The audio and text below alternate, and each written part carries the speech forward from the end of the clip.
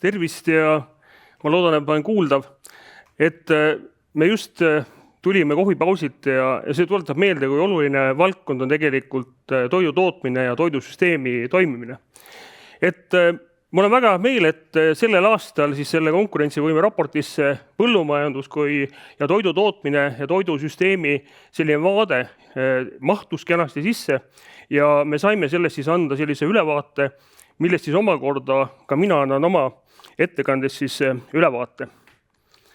Et nii nagu kenasti juba siin alustades oli juttu sellest paar päeva tagasi toimunud istungist, siis ka siin ma teen uuesti välja need mõtted. Ja miks on see võib-olla see mõte oluline siin, sest et tihtipeale me räägime hästi palju riiklikust julgeolekust ja unustame ära selle juures hästi olulise poole, mis on tegelikult toidujulgeolek. Et see, et me saaksime 3 korda päevas süüa, ka siis, kui tegelikult piirid lähevad kinni, et see on meie kõikide teha, meie kõikide tarbijate teha ja otse loomulikult on oluline see, et meil oleks oma toidutootmissektor konkurentsivõimeline ja et me suudaks selles konkurentsis hakkama saada. Toon siin välja tegelikult mõningad mõtted selle kohta, et mis on toimunud siis laiemalt selles toidutootmissektoris ja kui vaadata siis viimaste aastate ja viimaste aastakümnete arenguid, siis me näeme seda, et põhimõtteliselt on toidutootmissektoris tootjatel raske. Kasumlikkus on meil oluliselt langenud ja kui vaadata siis põhjustesse, siis ühelt pool, et me võime öelda seda, et sisendikulud on need, mis on kasvanud ja teiselt pool, et kindlasti seesama konkurentsikeskkond ei ole soosinud läbi selle, et teatud sisendikulud on oluliselt rohkem kasvanud kui siis see, mis me siis turult saame. Ehk siis võiks öelda niimoodi, et tervikuna selliste kulude kandmine sellele sektorile on muutunud raskeks ja selle tõttu omakorda on kannatanud ka siis ettevõtjate tulemuslikkus. Ma lihtsalt mõningad pildid toon see välja, et iseloomustada ja ma loodan, et te näete siin, kui vist ei ole enam, et põhimõtteliselt, kui seda graafikat vaadata, siis me näeme, et ettevõtetel tervikuna see loodud tulu, mis on tekkinud, on täiesti sarnase trendiga, nii nagu need vahetarbimise kulud, ehk siis need koosnevad erinevatest kululiikidest, mis kõik on kasvanud ja selle tulemus on see, et ettevõtja tulu ja tegelikult ka ettevõtja tulu koos toetustega ikkagi on langenud ja sektor ei saa selle tõttu hakkama. Küll me näeme seda, et mingitel perioodil on see olukord parem, nii nagu ikka, kuidas kujunevad hinnad turgudel, nii ka läheb ettevõtjatel ja samamoodi ka see, et milliseks siis kujunevad vastaval perioodil ka kulud.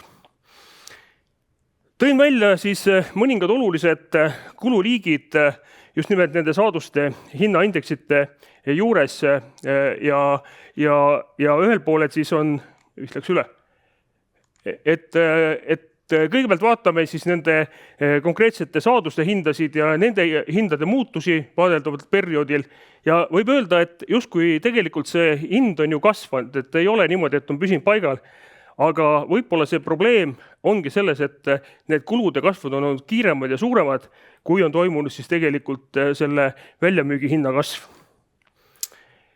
Ja siin ongi siis kõrval välja toodud siis see, et milline on siis selle konkreetsete kulude kasv olnud ehk sisendite hindade indeksid läbi erinevate siis nende tootmiskulude vaate. Et nagu ikka, see on eelnevalt juba räägitud konkurentsikeskkonnast ja sellest, et mis on meie energiakuludega toimunud ja see, et on hästi oluline komponent meie ettevõtete kulude juures.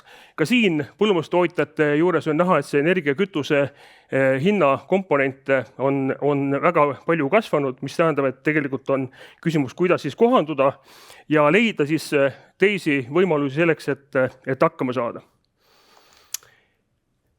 Et kui siit nüüd edasi vaadata, siis meie selle töö juures oli oluline ka, et hinnata, milline on olnud meil siis tervikuna meie toodete väärindamine ja kuidas lisandväärtus siis ikkagi sellest samast toidutoormest siis toota. Selles aruandes on pikalt toodud välja erinevad näiteid, aga tervikuna võib öelda seda, et selline kõrge lisandväärtus põllumajandusega tootmise toodete osakaal ei ole siis nendel vaadeldavatel aastatel väga palju muutunud. Ja see näitabki seda, et tegelikult me peame otsima, kuidas seda kõrgemat lisandväärtust sellest toormest saada. Ja kindlasti seal on olemas objektiivseid põhjusi, mis kõik seda mõjutavad. Võime välja tuua seda, et näiteks liha tootmises on olemas teatud selline parem olukord ja tegelikult just see kõrgem lisandväärtus. Pärast näitan ka, millised tooted sinna alla võiksid minna. Et seal on see nii-öelda selline lisandväärtus suurenenud rohkem just selles lihasektoris ja ka tegelikult piimatootmises ja piima väärindamises on see lisandväärtus kasvanud. Ja tegelikult see viitabki sellele, et järelikult need ongi meie põllumajandustootmise kontekstis sellised lipulaevad, mida me peame rohkem püüdma arendada. Mis ei tähenda seda, et kuidagi ei peaks teisi arendama. Siin ongi need pildid ka selle kohta, et kuidas siis tegelikult need lisandväärtus maksumuse mõttes on perioodil 2007-2023 muutunud, et tegelikult selline väga suurt muutust me siin ei näe, on toimunud lihtsalt mõningad sellised kõikumised, aga väga suured ei ole. Küll aga see tegelikult see kaubamaht, mida me siis sisse toome ja välja viime, tegelikult on omavahel ikkagi olulises muutuses olnud. Ja me näeme tegelikult, et sisse toome rohkem järjest kaupu ja see viibki selleni, et kuidas siis oleks võimalik kõrgemat lisandväärtust toota just nimelt ka iseenda sellest siis toormest, mida me siin toodame.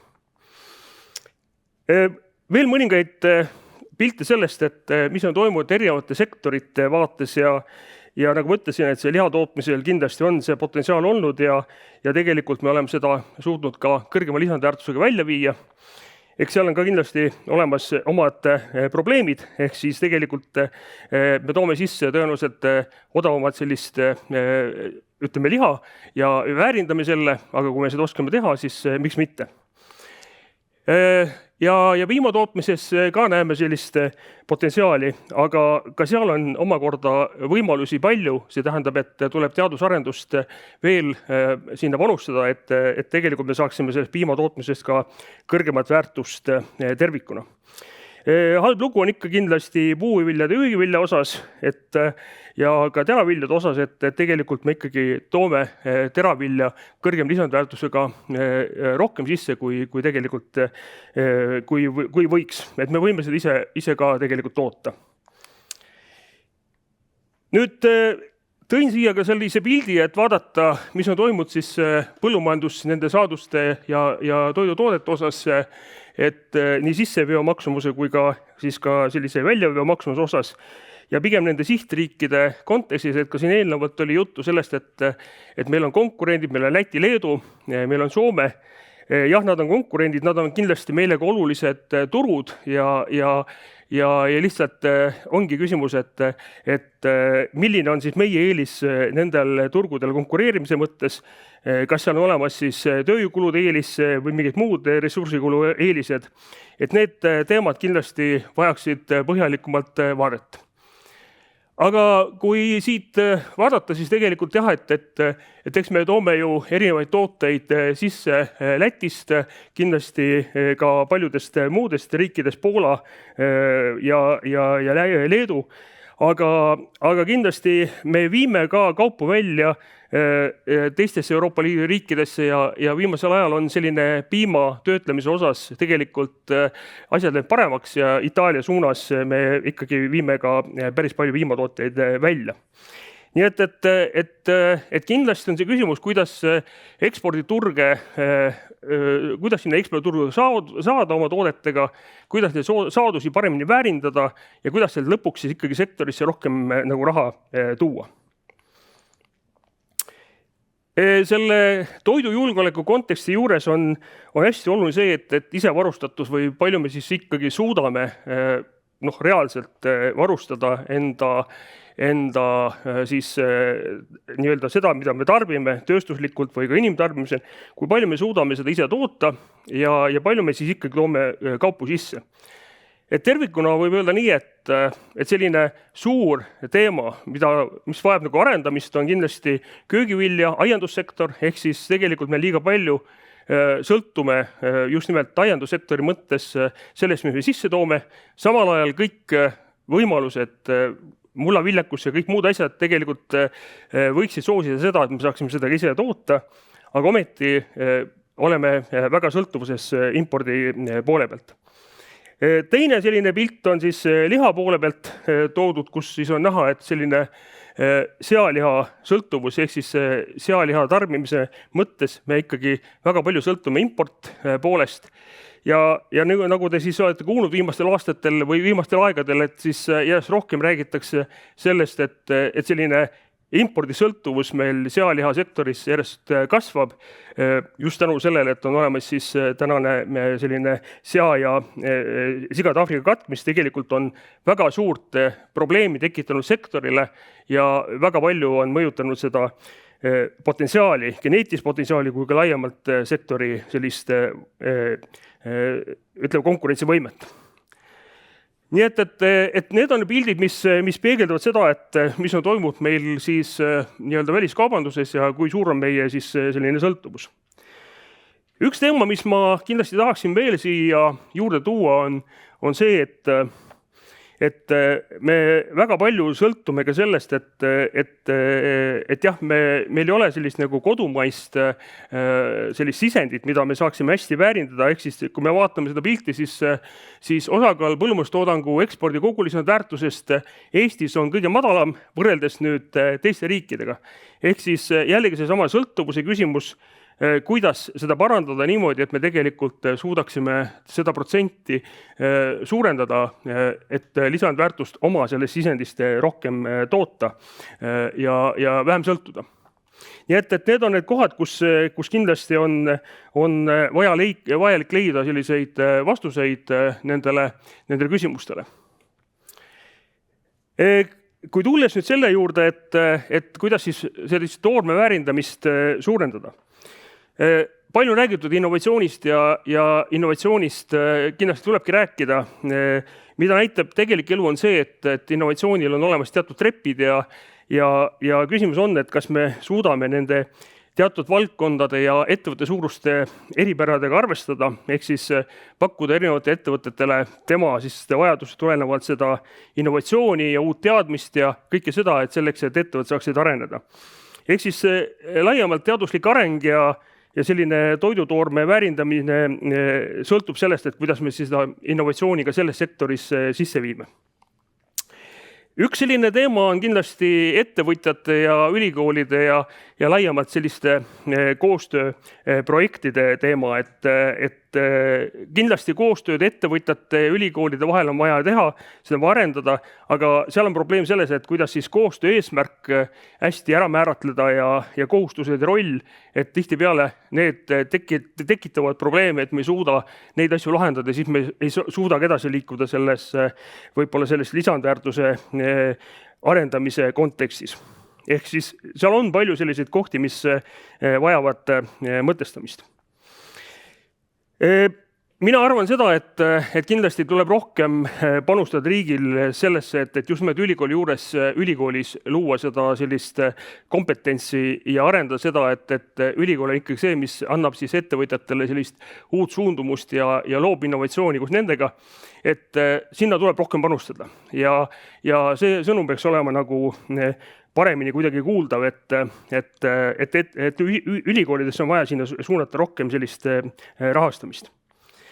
Me vaatasimegi erinevaid sektoreid ja see uuring on väga mahukas, et ma kindlasti soovitan lugeda seda ja vaadata sinna sisse, seal on palju lisasid. Mõningad mõtted ma lihtsalt tõin siit välja. Ja tegelikult nüüd teravilja sektoris me näeme seda, et me peame mingil määral spetsialiseeruma või peame keskenduma teatud kultuuride, millel on olemas siis selline, agroökoloogiline ja kõik muu selline hea potentsiaal, et me seda siis oma potentsiaali paremini ära kasutaks. Ja me oleme välja toonud seda, et kindlasti võiks rohkem kasvatada mahekaera. tavatootmise nisu, et ja selle juures veel on siis see küsimus, et kuidas siis sellist ringbiomajanduslikku sellist väärtusahelate tööstusliku väärindamise võimalusi juurde tuua. Ehk siis, mis ma mõtlen sellele, et meil on väga palju tekib kadusid, tekib jäätmeid, jääke, aga kuidas ka neid töötlemise ja tootmise juures uuesti tuua kasutusse selleks, et sealt uut väärtus luua, et see on kindlasti selline üks teema. Veel me pakun välja, et tegelikult selline segatootmine, et kus on siis teravili, piimakari, seakasvatus, linnukasvatus on kombineeritud, me näeme, et see võiks olla tulevikus rohkem mudeliks, eks kuivõrd lihtsalt võib-olla seda teravilja mitte välja müüa, vaid siis väärindada läbi looma ja saada sealt siis teist väärtust. Piimatootmises on meil ka siin mitmeid mõtteid toodud välja, aga kindlasti on oluline see, et piimatootmises on oluline selline, et piimatöötlemise laiem selline ahelapõhine vaade, et see säiliks meil, et me kriisideks oleme paremini valmis ja me tõesti suudaksime kohapealse töötlemise võimekust tegelikult hoida. Ja kindlasti selles valdkonnas on jällegi seesama teadus-arendustegevuse integreerimine kõrgema lisandväärtusega toodete tootmiseks on oluline märksõna. On küsitud, kas väikeste piimatootjatel on olemas kohta. Vastan niimoodi, et jah, kindlasti need, kes täna toimetavad, oma niši on leidnud, nendel olemas koht, aga tervikuna sellise väiksemal piimatootmisel kahjuks ei ole sellist konkurentsivõimet ja võimet, et edasi liikuda. Nüüd seakasvatusest tahtsin tuua mõningaid pilte eraldi välja veel, et seal on küsimus selles, kuidas on meie konkurentsikeskkond, ehk siis kas meil on teatud toetused sarnased teiste riikidega, kui palju me seda sektorit oleme püüdnud toetada selleks, et see sektor oleks elujõuline. Kindlasti on see, et pärast seda sakki või nüüd sakist välja tulles tuleb tootmistehnoloogiaid, kogu seda struktuuri läbi mõtestada uut moodi ja võib-olla luua täiesti uus alus sellele seakasvatussektorile. Aga põhimõtteliselt, et see on sektor, mis on bioohutusnõuete mõttes ühtepidi hästi reguleeritud. Kindlasti on väga paljud sektori ettevõtjad sellesse investeerinud, suuri kulutusi teinud ja ometi on juhtunud asjad. Ja mis on siis juhtunud, on siin kaardil näha, et kui Eesti seakasvatussektorit vaadata, kaardi peal siis on näha need punktid, kus meie seakasvatus siis aset leiab üle Eesti ja samal ajal ma tõin siin välja ka nüüd need arvud, mis on siis sektoris juhtunud viimasel ajal, kui palju meil on siis hukkamisele minemas seda või läinud tegelikult seda geneetilist potentsiaali, mis kõik mõjutab meie lõpuks sealiha hinda ja ka seda, et kui palju me siis hakkame sõltuma tulevikus sellest imporditud kaubast. Kuna põllumajandussektor on väga lai, siis kõik ei jõua selle ajaga ära rääkida, aga paar sõna aiandusest, et aiandus on mulle hästi oluline valdkond, sellepärast, et ühelt poolt tõesti, nagu me nägime, et seal on potentsiaali, me võiksime ise toota rohkem, aga seal on jällegi need küsimused konkurentsikeskkonnas, ehk siis kui teistes riikides on võimalik kasutada teatud vahendeid, taimekaitsevahendeid, meil ei ole, siis see konkurentsi halvendab. Tuleb kindlasti probleemiks see, et hooajatööliste kasutamine, mis on ka jällegi konkurentsi küsimuse mõttes oluline ära lahendada. Samuti käibemaksu erisuse teemad, millest on räägitud ja ma arvan, et toiduainete käibemaksu teemaga tuleb edasi minna, sest et seal on potentsiaali, mis vajaks nagu läbi vaidlemist ja argumenteeritud läbi vaidlemist. Ja kindlasti ka selline ühistegevus, et aiandussektoris, kuna ma ise olen ühistegevuse ka väga palju seotud, õpetan inimesi, õpetan ühistuid, siis ühistegevus ma näen potentsiaali ja aiandus kindlasti oleks seda vaja rohkem ja küsimus, kuidas see käima saada. Ja lõpetuseks mõningad mõtted, mis ma siia lihtsalt panin kirja, et kindlasti pärast seda kõike lugeda täpsemalt, aga jah, et ühelt pool, et kontsentreerumine on tore ja konkurentsi kontekstis on see nagu oluline, sest muidu me konkureeriks hinnaga, aga samal ajal ikkagi toidujulgeoleku kontekstis me peaksime mõtlema ka hajutatud tootmise. Sest kuskil keegi teab täpselt kaardi peal, kus asuvad need suured punktid, mida on võimalik lasta ära. Nii et selles mõttes see teema on oluline, et me seda hajutatust suurendaksime, toetatud segatootmist ja tööstussümbioose, ma arvan, ka see on hästi oluline tuleviku mõttes. Kindlasti selline andmepõhine juhtimine ja otsustamine muutub järjest olulisemaks ja ka ülikoolides me järjest rohkem seda väärtustame ja püüame seda õppekavas sisse viia. Ja tervikuna see sektor vajab sellist riigipoolset sellist kindlustunnet, et pikaajalist strateegilist vaadet, kuidas, et oleks võimalik investeerida ja tegelikult siis, kui sul on kindlustunne, siis sa ka investeerid ja tootmist arendad, kui seda ei ole, siis tegelikult asjad jäävadki niimoodi.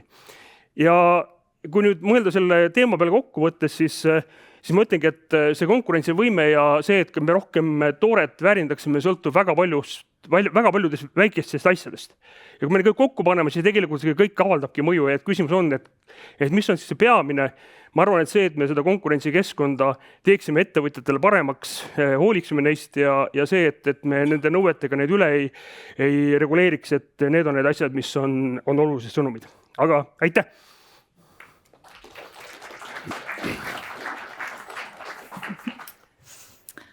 Väga suur tänu. See palju väikseid asju, et ei ole seda ühte suurt asja, mille ärategemisega kõik korda saaks, vaid neid palju väikseid. Ma vaatan saalis korra ringi. Siia on laekunud küsimus, mis küsija küsib. Kas kodumaise lisandväärtuse madal osakaal ekspordis võib tulla sellest, et meil on rohkem reeksporti, võrreldes näiteks siis mõne teise riigiga? Näiteks tuuakse kakao siia, väärindatakse minimaalselt ja müüakse siis Venemaale. Kakao on kindlasti üks näide, mida me sealt võtsime välja ja vaatasime eraldi, et ja see täpselt nii on, aga mitte kõikide Euroopa puhul, nii et meil oli selles vaatlusaluses, kui me tegime seda analüüsi, meil oli 700 erinevat toodet. Ja me püüdsime sealt välja võtta need, mis nagu väga meid otseselt põllumajandus saaduste mõttes ei seo ja jätsime neid kõrvale, aga kindlasti ka see reekspordi teema on seal mingil määral siiski olemas. Kas me saame öelda, et seda on meil Eestis suhteliselt rohkem võrreldes näiteks lähiriikidega või pole teatud kaubagruppides kindlasti on võib-olla rohkem, teatud kaubagrupis mitte. Okei, selge. Siis natukene nii kaua, kui publik veel mõtteid kogub, et ma saan aru, et need miks küsimused, et miks need trendid meil sellised on, mõnes kohas vajavad veel lähemat edasist uurimist. Aga näiteks, kui meil varem kasvatati kartulit rohkem ja meie sõltuvus sisse toodud kartulist oli väiksem, see on nüüd vähenenud, miks ikkagi?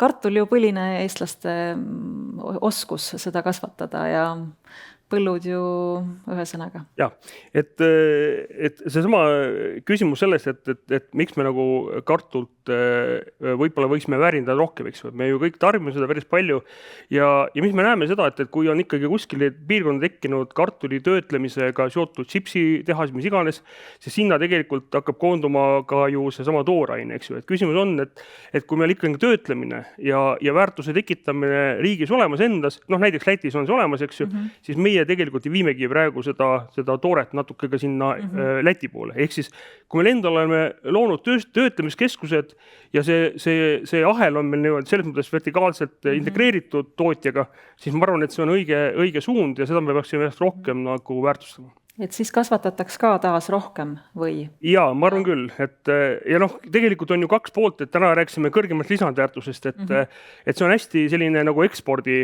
suunaline, aga tegelikult teine küsimus on see, et kui me siseriiklikult vaatame sisetarbimist, siis tegelikult me endiselt ju vajame oma kartult, oma porgandit ja nii edasi, et seal on koht, aga seal me konkureerime tegelikult hinnaga ja küsimus ongi selles, et kui meil on sissetoodav kaup on Lätist või mõnest teisest riigist on odavam tänu sellele, et käibemaks on seal olnud mõnevõrra madalam, siis nii või teisiti see jõuab kodumalt meieni.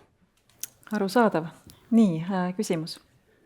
Kommentaar, et kui me mõtleme selle lisandväärtuse peale, mis on ekspordis ja põllumajanduse eripäraks on see, et seal lisandväärtuse arvestuses tegelikult lisandväärtus väga palju pole, sellepärast, et seal on subsiidiumid miinusmärgiga. Siis tegelikult on üsna oodatav, et see ekspordist nagu imporditud väärtusosakaal tuleb küllaltki suur. kui seal vaata nagu lisandväärtuse suhet, mitte toodangut. Aga mul oleks hoopis niisugune intrigeeriv küsimus, et miks me ikkagi mõtleme niimoodi, et teeme seda niisugust väikest asja siin igal pool eraldi, et mis ei ole tegelikult konkurentsivõimeline, et lihtsalt maailmaturul on teised reeglid, et selleks, et olla edukas, tuleb viia tootlikkus üles, kulud alla, spetsialiseeruda, suurendada massi, et kaua me mängime seda tripstat rulli, kui teised mängivad midagi muud hoopis. No, et kommentaar kindlasti asjakohane, aga et kui me vaatame teistpidi, et meil on olemas väikseid töötlemiskeskusi, kes teevad marjadest erinevaid tooteid, on ju, juustutööstused, eks ju, et tegelikult ka need väiksed nišiasjad ka toimivad, on leidnud oma koha. Aga jaa, kui me räägime sellise suuremast konkurentsist teiste turgude, siis on oluline hind, aga teine pool on oluline ka see sama konkurentsikeskkond, maksud ja kõik muud asjad, tööjõukulud ja tegelikult see, et kuidas me saame siis sisse tuua.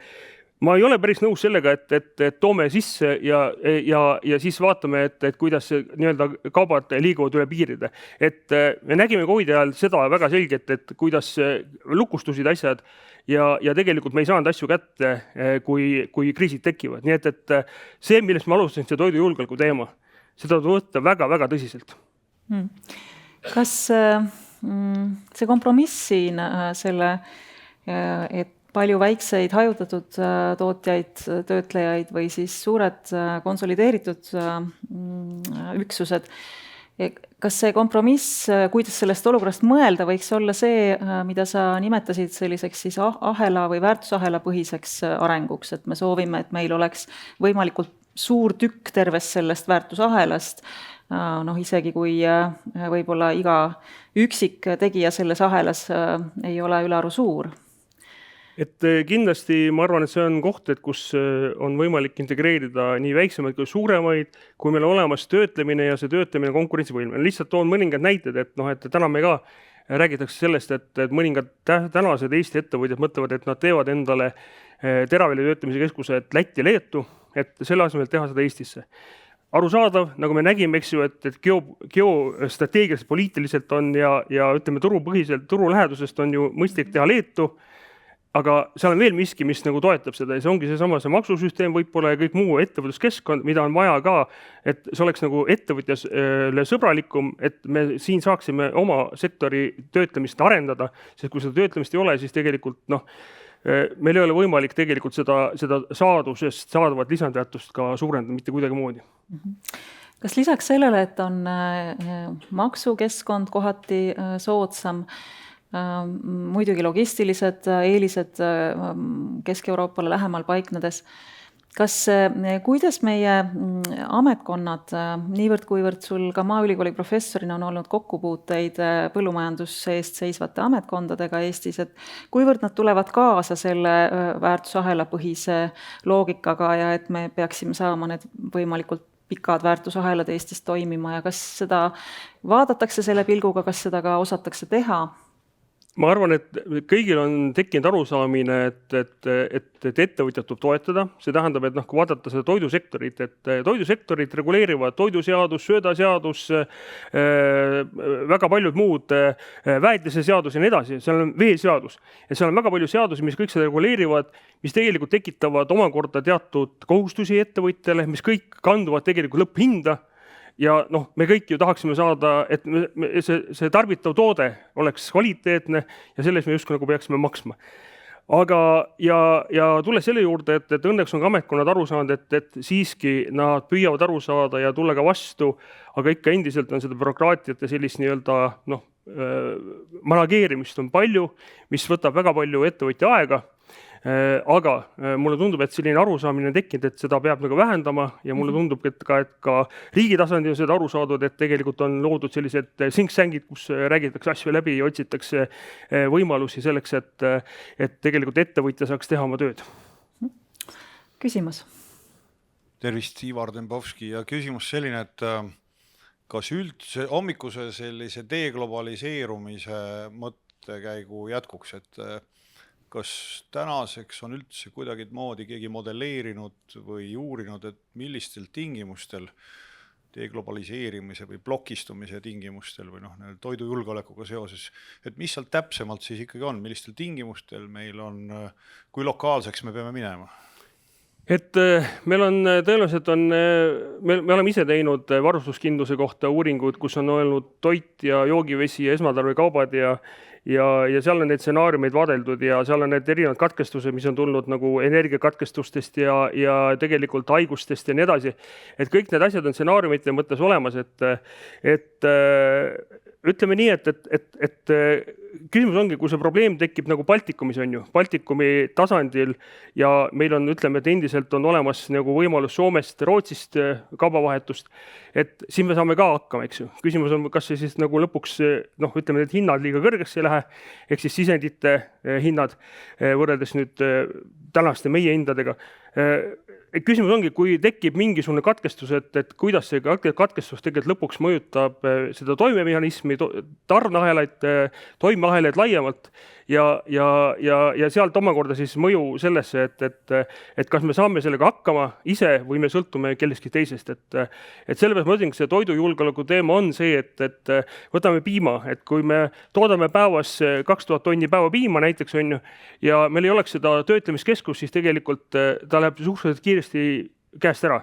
Eks me peame selle kiiresti ära töötlema, peame saama toote ja selle tootega on võimalik siis juba kaubelda, eks ju. Ja nii on kõikide nende tööstustega, et me peame selle tööstuste poolt arendama selleks, et saaksime riigis rikkamaks. Nii, see on hea lause, millega joon alla tõmmata. Suur aitäh! Aitäh!